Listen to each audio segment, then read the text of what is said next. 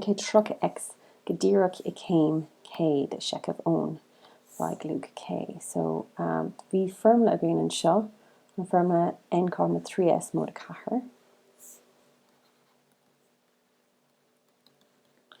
So tá agus sin é an méid x. Bhí sé ráite a gin an seo. N sin an méid x, an líon x na. An méid x na. So tá 1 trocha x na go dtíreach I céim k.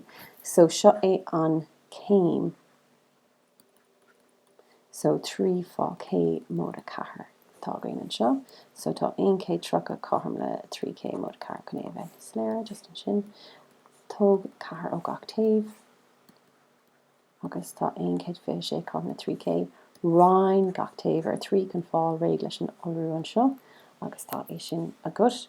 3 stac a 2 chathair, 3 stac a 6 gá uair. So tá k cathairm le 22.